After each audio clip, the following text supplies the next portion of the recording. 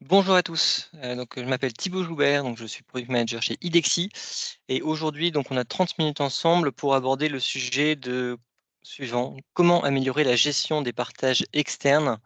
Voilà, donc on traitera ce sujet avec un fort tropisme sur donc tous les sujets autour de Microsoft 365, donc de Teams, SharePoint Online et OneDrive for Business principalement.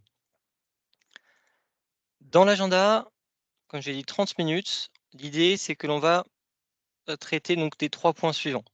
On va tout d'abord voir ensemble 3 grandes étapes pour mettre en place un socle de collaboration sécurisé, avec la question sous-jacente de faut-il protéger le conteneur ou le contenu? On y reviendra par la suite.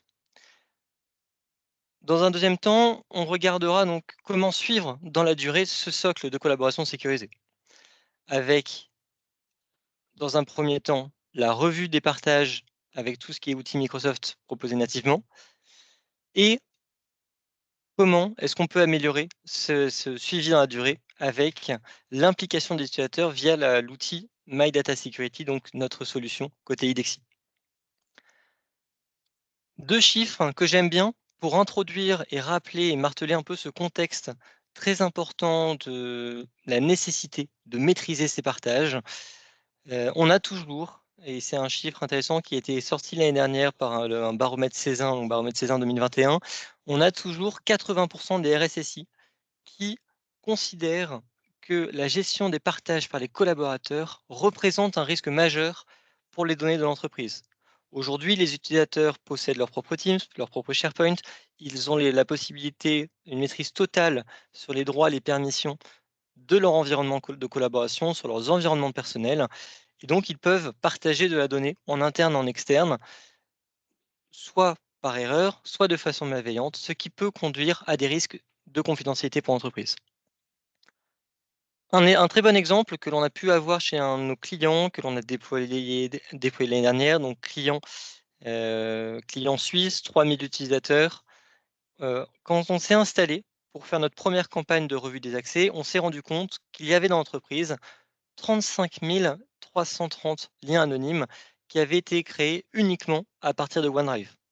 Et donc là, on n'est pas dans la malveillance, on est plutôt dans en fait, un manque d'accompagnement, un manque de compréhension des utilisateurs qui ne comprennent pas et qui n'arrivent pas à appréhender l'impact que peut avoir un partage sur un document. Le document est partagé, mais c'est pas uniquement c'est la version du document actuelle, c'est donc le document, toutes ses évolutions et n'importe qui a accès à ce lien anonyme pourra l'utiliser et voire même le repartager. C'est un bon exemple et qui indique effectivement que ce chiffre des 80 est réel. Et donc pour cela, 3 principes, 3 étapes assez simples pour mettre en place un socle de collaboration. Donc l'enjeu de ce socle de collaboration, et ça c'est vraiment un sujet qui me passionne, c'est d'aligner les besoins métiers et sécurité. Voilà, donc les métiers, c'est un fait, ils ont besoin de communiquer, ils ont besoin de collaborer en interne, en externe. Sauf qu'on ne peut pas les laisser faire n'importe quoi. On a besoin de mettre en place des lignes directrices, on a besoin de mettre en place de la sécurité pour s'assurer que les enjeux métiers soient répondus, mais que l'on arrive à y mettre une certaine sécurité. Et en fait, ça se traduit souvent par la question suivante: est-ce qu'on protège le conteneur ou le contenu? Évidemment, la réponse, elle est pas aussi simple, c'est pas l'un ou l'autre, ça évidemment, on va être les 2 et on va le voir pourquoi. Tout d'abord, il est indispensable, quelle que soit l'entreprise, de mettre en place des fondamentaux. De maîtriser Azure AD, de maîtriser O65. Concrètement, qu'est-ce que ça veut dire? Ça veut dire qu'on va gérer ses identités, on va gérer son accès conditionnel, l'authentification multifacteur, qui accède à quoi. On sait définir quelles sont les personnes qui vont accéder aux données, qui vont accéder aux partages que l'on fait. Ensuite, on va mettre en place un certain nombre de paramètres généraux, de bonnes pratiques. On va dire, voilà, SharePoint va être utilisé pour la collaboration. SharePoint va être utilisé pour Teams, va être utilisé pour la collaboration en externe. On a le droit d'utiliser certains services pour partager en externe ou pas. Voilà. Donc il y a toute une réflexion qui doit être faite à partir des besoins métiers d'entreprise pour définir quelles sont les bonnes pratiques d'usage de la plateforme. Ces bonnes pratiques, elles restent souvent théoriques. Et là, on rentre dans la notion de gestion du conteneur où on a besoin d'outiller les utilisateurs. Outiller lors de la création des groupes pour leur permettre de créer simplement des groupes des Teams en self-service en répondant aux bonnes pratiques. Voilà, par exemple, Combien de propriétaires? Public, privé? Est-ce que je peux avoir des externes, des internes? Est-ce que j'ai de l'accès conditionnel, pas d'accès conditionnel? Est-ce que je peux avoir tel type de lien de partage? Tout ça, c'est des choses qui peuvent être définies simplement. Les utilisateurs, ce n'est pas leur métier, ils comprennent pas forcément tous ces concepts et donc on doit leur permettre de mettre ces lignes directrices pour, cet outillage, pour leur permettre de respecter les bonnes pratiques. Enfin, il y a également la revue des accès. On y reviendra plus longuement par la suite. Une fois qu'on a mis en place ce cadre, voilà, donc on arrive à donner aux utilisateurs un cadre de travail, il y a quand même le côté fondamental des données. Les données qui sont, le cœur de l'entreprise, ce qu'on va chercher à protéger, parce qu'à la fin, ce qu'on veut faire, c'est pas protéger le conteneur, c'est protéger le contenu. À travers la protection du conteneur, on va protéger les contenus, sauf que là, on a un enjeu de protéger les données et donc aujourd'hui, quand on va parler protection des données, on va parler classification, on va parler chiffrement, on va parler DLP, pour protéger idéalement toutes les données. Sauf que dans la vraie vie, protéger toutes les données avec la classification du chiffrement de DLP, ça ne marche pas, parce qu'on n'a pas encore des outils qui permettent de classifier automatiquement avec certitude toutes les données. Donc l'enjeu va être plutôt de se concentrer sur les données les plus sensibles, d'embarquer les utilisateurs dans cette démarche de classification des données les plus sensibles pour les classifier, pour les chiffrer et pour mettre en place de la gestion de fuite de données pour s'assurer que même si une donnée sort, même si elle n'est pas forcément chiffrée, même si elle arrive à passer au maître du filet, on va le détecter et pouvoir faire des actions. Et évidemment, au-delà de la revue des accès des espaces collaboratifs, on va avoir besoin de revoir les accès sur les données. Donc là, je reprends mon exemple en filigrane des 35 000 liens anonymes qui ont été faits. C'est important, il faut qu'on les suive. Donc pour cela, si on rentre un peu dans le concret, on va passer très vite dessus, mais c'est juste un rappel d'un sujet que j'aime bien.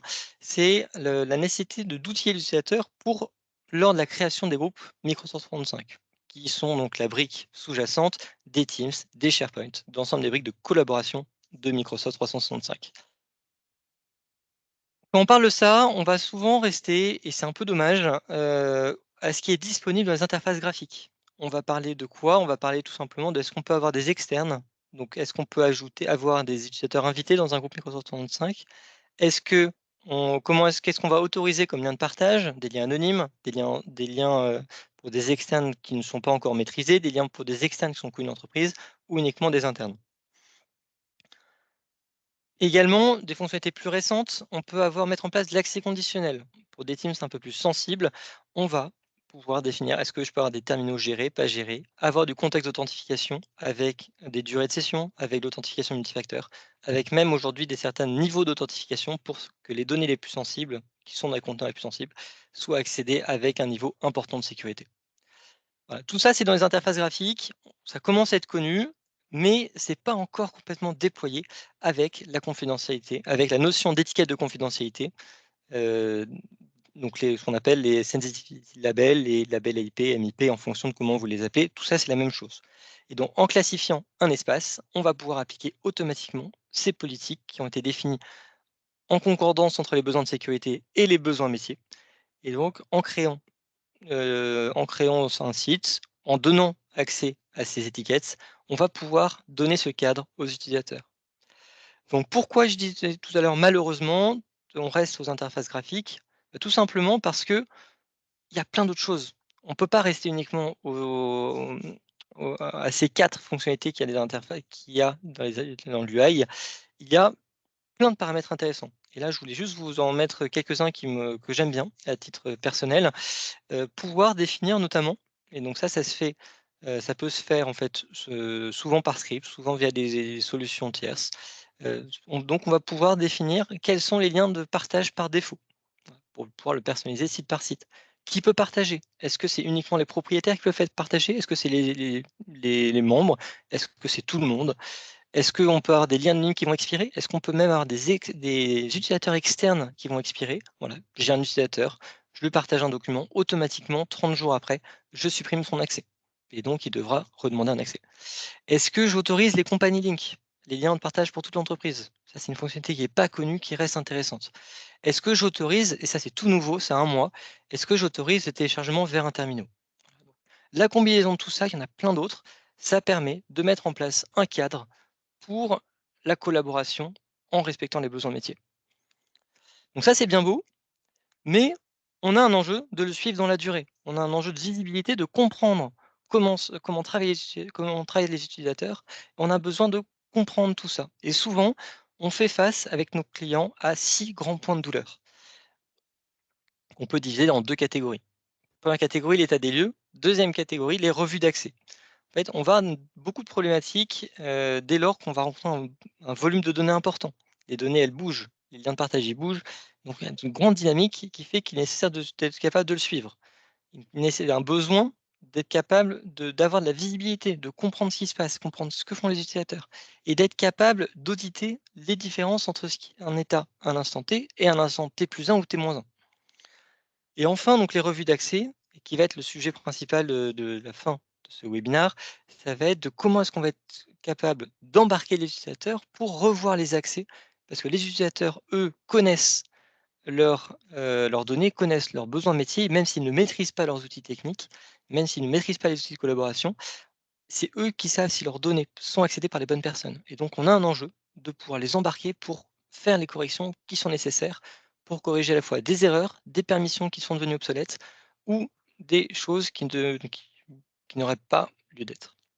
Et donc pour cela, que propose Microsoft par défaut? Donc là, on va voir 5 solutions natives. Les 3 premières qui sont accessibles peu importe le niveau de licence et les deuxièmes qui sont accessibles avec des licences plus élevées. La première chose, OneDrive. OneDrive for Business, il y a un onglet qui est assez peu connu, mais qui a le mérite d'exister, qui est l'onglet qu'on appelle Shared. Dans Shared, on a Shared with You, Shared by You. Évidemment, Shared by You va représenter en fait l'ensemble des documents que vous avez partagés, soit via une permission directe, soit via un lien de partage. Et là, dans cet onglet, vous voyez par exemple son utilisateur, il a 4 documents, un dossier qui ont été partagés. Ça, c'est pratique, ça permet de comprendre un peu de voir globalement si vous avez des éléments qui sont partagés, et ce qui apporte une vision consolidée. Voilà, donc ça, c'est un point très positif, qui n'existait pas il y a quelques années, quelques mois. Nous, on a cet onglet qui permet, dans le cas d'un utilisateur qui a peu de partage, de revoir simplement ces 4 documents et son fichier. Par contre, on a des informations qui sont quand même très partielles dans cet onglet. On ne sait et on n'a pas de capacité de prioriser un fichier s'il est partagé avec beaucoup de personnes, s'il est sensible et on va avoir quand même un certain nombre de clics pour être capable, pour un dossier, pour un fichier, de le sélectionner, d'aller dans les informations, d'aller voir quelles sont les permissions, d'aller retirer la permission, ce qui peut faire 5 à 6 clics par document. Donc si vous en avez 5, ça marche bien. Si vous en avez 50, 100, 200, ça devient nettement plus compliqué. Ensuite, il y a également ce qu'on appelle un rapport de partage. Deuxième élément pour, un rapport de partage, qui est une vision exhaustive, donc là, pour le coup, qui est assez historique, que l'on va retrouver également dans SharePoint. Donc là, vous allez ça, c'est pour les utilisateurs qui sont quand même très avancés. Globalement, c'est peu exploité parce que c'est peu exploitable par des utilisateurs, mais c'est intéressant de savoir que ça existe pour faire notamment des stats. Vous allez dans les paramètres de OneDrive, vous cliquez sur le Run Sharing Report et vous avez, donc une fois que vous avez sélectionné là où vous voulez positionner votre rapport, vous avez accès à un Excel qui va concerner qui va en fait, c'est pas seulement un rapport de partage, c'est un rapport de l'ensemble des permissions qui sont données sur votre site OneDrive, votre librairie en OneDrive, bibliothèque OneDrive. Et donc vous allez voir l'ensemble des éléments de votre OneDrive, toutes les permissions qui sont associées. Est-ce que vous partagez des groupes? Est-ce que vous partagez des permissions directes, des liens de partage? Et donc c'est une vision qui est exhaustive et complète, sauf que, évidemment, c'est pour des utilisateurs avancés parce que expliquer à un utilisateur ce que c'est qu'un sharing link ou une permission directe ou un groupe SharePoint, là, on commence à rentrer dans une notion un peu avancée. Sur les sites SharePoint, on a un peu la même chose. Et là, c'est une fonctionnalité même que j'avais même oublié, que j'ai redécouvert en préparant ce webinaire, tellement, je l'avais peu utilisé, enfin l'utilise peu. C'est une fonctionnalité qui est disponible en fait dans, en fait, il y a un onglet pour chaque site SharePoint qui s'appelle Site Usage, qui vous permet d'avoir des statistiques sur votre site. Et donc, en ayant des statistiques, vous avez notamment des informations sur qui accède à quoi, dans les 7 derniers jours et notamment, quels sont les éléments qui sont partagés avec les utilisateurs externes? Voilà. Donc là, vous allez avoir tout ce qui est partagé en direct avec un utilisateur externe. Vous ne retrouvez pas notamment tout ce qui est lien de partage anonyme, lien de partage d'entreprise qui n'apparaissent pas dans ce rapport-là. Voilà. Et donc pareil, utilisateur avancé, parce qu'on a une vision assez partielle et on a le même rapport OneDrive, que OneDrive que je vous ai montré précédemment. Donc là, on est dans du manuel. Si on a envie d'aller dans des choses un peu plus intéressantes, on a 2 choses. On a les Azure AD Access Review qui existent depuis un certain nombre d'années et on a SharePoint Data Governance qui a été un produit à l'Ignite que je vais vous présenter. Donc Access Review, fonctionnalité de revue d'accès, qui nécessite du Azure AD P2, qui permet de faire plus de choses, mais dans notre cas, ça permet de créer des revues d'accès pour les propriétaires de groupes Microsoft 365 pour revoir soit donc, en fait, faire une campagne de revue de l'ensemble des Teams pour revoir les invités, et uniquement les invités sur tous les Teams, soit de cibler un Teams, un groupe en particulier, pour revoir l'intégralité des permissions. Notamment les permissions des canaux privés, les permissions des utilisateurs internes, mais uniquement l'appartenance aux Teams. On ne va pas revoir les noms de partage, on ne va pas revoir les permissions directes, on ne va pas revoir les permissions SharePoint. Voilà, on est uniquement à la vision grosse maille, groupe Microsoft 365. Il était une très bonne première version, mais il faut quand même avoir en tête que soit vous revoyez tous les utilisateurs invités, soit vous revoyez tout, mais sur un seul Teams en particulier. Donc voilà, donc en fait, on n'a pas encore de mécanisme côté Microsoft pour aller revoir l'ensemble des permissions, heu, des groupes Microsoft 365 et encore sans parler des permissions SharePoint. Voilà et donc vos utilisateurs vont recevoir un mail. L'avantage et ça c'est quand même un très bon point de Microsoft qu'ils sont en train de renforcer, c'est les recommandations qui sont prédéfinies. Lorsque vous accédez à votre vue d'accès, vous avez, cet utilisateur ne s'est pas connecté depuis 30 n'a pas accédé depuis 30 jours, ne s'est pas, connecté depuis 30 jours, vous pouvez donc le supprimer.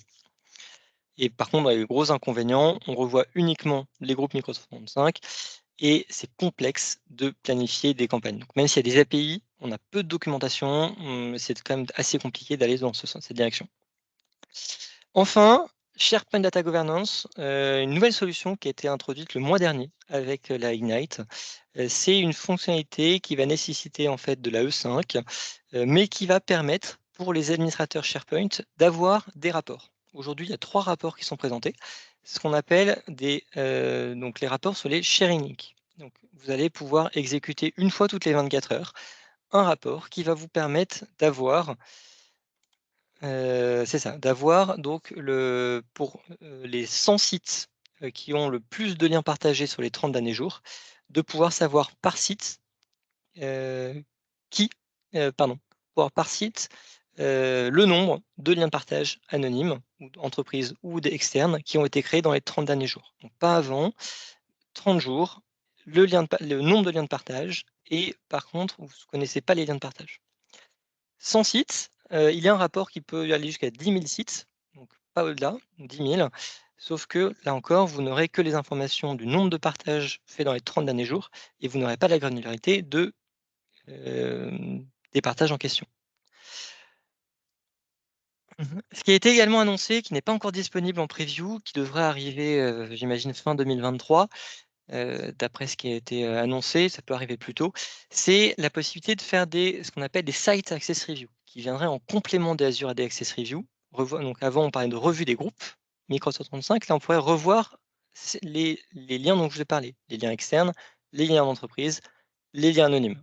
Donc là, vous allez pouvoir solliciter site par site, donc pas tous les sites visiblement, site par site, un administrateur qui va aller dans son interface SharePoint pour revoir, un peu une vision comme le chien Bayou, revoir ces liens. Voilà, donc du coup on a une hyper positif dynamique de Microsoft pour embarquer les utilisateurs, ça vient compléter Access Review. Par contre, on a une vision encore que partielle parce que on n'a pas les partages internes, on n'a pas forcément cette richesse d'informations qu'on peut avoir dans les partages un peu plus techniques et malheureusement, ça reste une interface séparée, donc on va avoir une multitude d'interfaces. Donc en conclusion sur Microsoft 365, on a des solutions natives. On a des rapports de partage, on a l'onglet Share by You qui reste intéressant pour les utilisateurs, mais on reste sur des utilisateurs qui sont quand même, qui ont envie de revoir comment dire? Pardon, leur partage sur OneDrive, hem, avec des rapports un peu plus techniques, un peu plus avancés.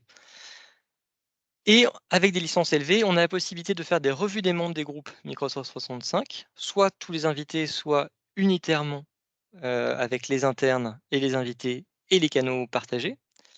Et on a SharePoint Data Governance qui permet de revoir, de forcer la revue de sites, en tout cas ça va arriver, pour un site, de faire revoir les liens de partage. Sauf qu'on a, malgré toutes ces fonctionnalités natives qui sont intéressantes, elles restent incomplètes. On a déjà, premier point qui remonte beaucoup, quand j'étais consultant et qui remonte encore beaucoup par nos clients, c'est la complexité de rentrer dans les multitudes d'interfaces pour aller chercher chaque partage, chaque permission qui est éclatée entre différentes interfaces. Et encore, on n'a pas parlé d'Exchange, on n'a pas parlé de Power Platform, on n'a pas parlé d'autres choses qui sont intéressantes de couvrir. Ensuite, au-delà de la multitude d'interfaces, on a un manque d'homogénéité entre les interfaces et les services. Certains services vont permettre de revoir tous les partages, certains que les membres des groupes Microsoft 365, d'autres vont pouvoir aller plus loin, d'autres vont aller techniques et on n'a pas de vision, unifiée, homogène entre les différents services. En plus, dès que vous voulez aller sur des choses à plus grande échelle ou un peu automatique, on a besoin d'une licence élevée, Azure AD Premium, P2 ou de l'E5 Information Protection Governance.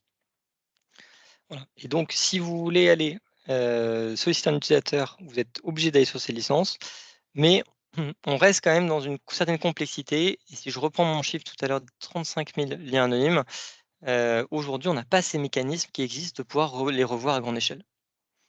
Et enfin, ça reste un point de douleur qui est remonté par nos clients, c'est le manque de visibilité sur les actions des utilisateurs. On a certes beaucoup de logs et une richesse énorme dans les logs Microsoft, mais on n'a pas de rapport simple pour comprendre ce qu'il se passe, notamment pour suivre des campagnes. Et donc, notre proposition de valeur pour venir compléter les mécanismes existants côté Microsoft, c'est ce que nous, on va appeler la revue de droit avec IDEXI. Et donc, dans les minutes qui nous restent, je vais vous proposer de concrètement voir à quoi ça va ressembler. On va voir en fait quand faire une revue de droit, que va voir un utilisateur et comment est-ce qu'on va le contrôler. Notre philosophie, pour faire une revue de droit, elle peut se faire en 3 temps. Une revue de droit peut se faire en 3 temps. Soit sur alerte de manière individuelle, soit sur demande d'une équipe sécurité ou d'un administrateur dans le cadre d'une investigation par exemple, ou d'un événement de sécurité. Voilà, donc là, dans le premier cas, on était sur une alerte automatique, il se passe quelque chose, on vous demande de revoir votre profil. Deuxième cas, on a une enquête, on demande de revoir ce qui s'est passé. Troisième chose, campagne de recertification globale à l'échelle d'une entreprise, d'une entité par exemple. Et là, notre solution, c'est ce qu'on appelle, nous, My Data Security. C'est donc un portail interactif pour chaque utilisateur dans lequel il va pouvoir reprendre la main sur ses données pour maîtriser ses partages, les permissions et comprendre qui accède à ces données, qui a des droits, quelles applications tierces sont des droits sur mes données et peuvent récupérer toutes mes données sans que je fasse rien de spécial. Et surtout, comprendre facilement quels sont les points d'attention qui nécessitent une attention particulière. Et c'est là toute la force de ce portail que l'on a développé, c'est de pouvoir mettre en visibilité à l'utilisateur à la fois en fait une lecture à 2 niveaux, soit un niveau où il va pouvoir voir toutes ses partages, ses permissions et agir simplement pour comprendre qui fait quoi et remédier, soit un niveau uniquement sur ce qu'on appelle les points d'attention qui vont lui visibiliser les partages à risque, les partages de données sensibles, ou des nouveaux événements comme un nouveau pays accédé, un nouveau device qui se synchronise. Voilà. Dans une logique, en fait, en 3 temps, de je vois, je contrôle, je corrige. Pour vous aider à y voir plus clair, donc une demi-heure c'est court, mais on a quand même une petite vidéo pour vous montrer en 1 minute 30 à quoi My Data Security ressemble. Bienvenue dans My Data Security, votre assistant personnel de sécurité. Vous allez voir, c'est très simple et très intéressant. Vous voulez évidemment être sûr que tout va bien sur vos données, votre compte email, votre agenda, votre OneDrive, vos Teams ou vos SharePoint. Vous voulez savoir que personne n'y accède ou peut y accéder sans que vous ne soyez au courant, et d'accord. Et surtout que votre compte n'a pas été piraté et votre identité usurpée. Vous allez pouvoir tout savoir et tout suivre d'un seul coup d'œil. My Data Security, c'est votre tableau de bord personnel qui améliore et qui simplifie tout pour bien gérer la sécurité de vos données. Et pour vous faciliter les choses, My Data Security vous met en évidence les points d'attention les plus importants. Par exemple, vous pourrez voir immédiatement s'il y a des droits d'accès élevés sur vos données. Vérifier qui peut accéder à vos données confidentielles.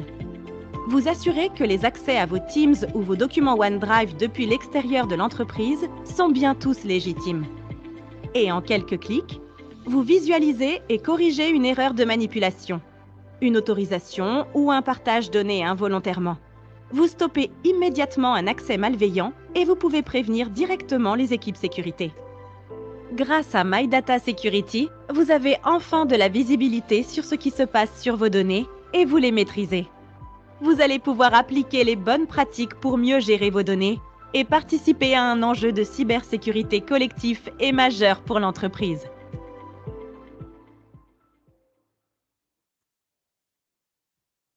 Voilà, donc on aime bien cette vidéo parce qu'elle permet effectivement de voir en 1 minute 30 Bienvenue dans à relancer, de voir en 1 minute 30 globalement à quoi, ce que va avoir un utilisateur. Et donc c'est les utilisateurs, comme je l'ai dit, on va pouvoir soit les solliciter ponctuellement, soit dans les cadres de campagne, ce qui est généralement le cas de beaucoup de nos clients qui, lancent des campagnes. Donc on a par exemple des clients qui envoient des campagnes à 150 000 de leurs utilisateurs, donc pour revoir en fait sur un mois l'ensemble des permissions de l'entreprise, sur l'ensemble des SharePoint, des OneDrive, des boîtes mail, des Teams, des connexions sur les applications tiers, donc tout ça dans une même campagne. Et donc pour appuyer cette campagne de revue de droit, pour être capable de donner des indicateurs clés, on a construit une BI assez complète, qui va permettre de suivre et mesurer cette campagne. Donc là, vous avez un extrait qui est, pour voir en fait, moi on a flouté pour anonymiser, donc pour voir un exemple de campagne sur 1 340 utilisateurs, de voir en fait qui accède à son profil, qui a fait des remédiations, où est-ce qu'on en est par rapport à la cible que l'on s'est donnée, et d'être capable en fait de suivre l'évolution de la campagne au cours du temps. La BI que l'on a, elle est assez complète, elle va bien au-delà des campagnes parce elle vous permet en fait d'avoir aussi une vision assez exhaustive de votre environnement. Savoir notamment, donc là c'est une page parmi, d'autres que l'on propose, c'est de pouvoir voir qui, en fait, quelles sont les permissions. En fait, on avait parlé de 35 000, bah, en fait, où se situent ces 35 000 liens anonymes se situent? Sur quel type de données? Ou, par qui? Qui fait le plus grand nombre de partages? Voilà, tout ça, c'est des informations que l'on retrouve dans cette BI, qui nous permet à la fois d'avoir cette vision au plus près de la donnée, de comprendre qui fait quoi, mais aussi de suivre l'évolution dans le temps. Donc ça, c'est toute la richesse de cette BI-là que l'on propose. Un exemple très concret pour finir, chez un client que l'on est en train de déployer, ça c'est des chiffres qui ont quelques jours, quelques semaines, où on a déployé My Data Security pour revoir, en fait, les permissions sur les espaces collaboratifs. Et donc là, je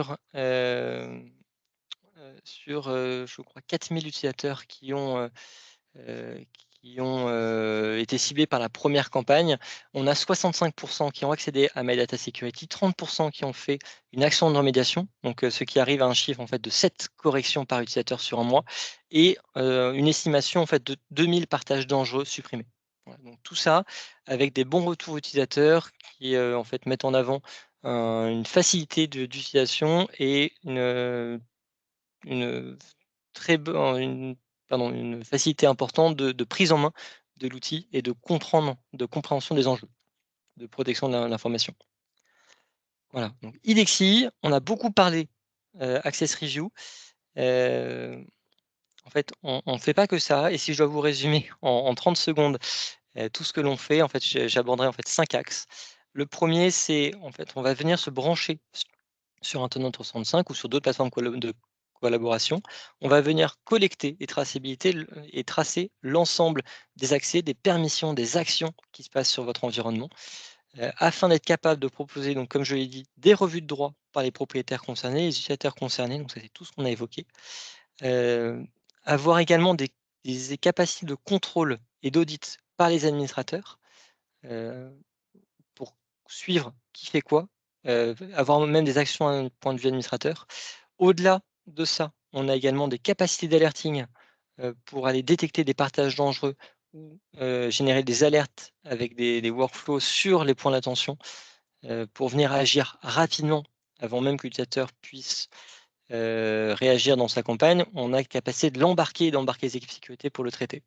Et enfin, l'ABI, et je finirai par ça, donc que je vous ai présenté à l'instant, qui permet effectivement de suivre les campagnes, de suivre les points d'attention, mais également d'avoir cette vision exhaustive sur l'ensemble du périmètre. Voilà, j'ai fini pour ma présentation.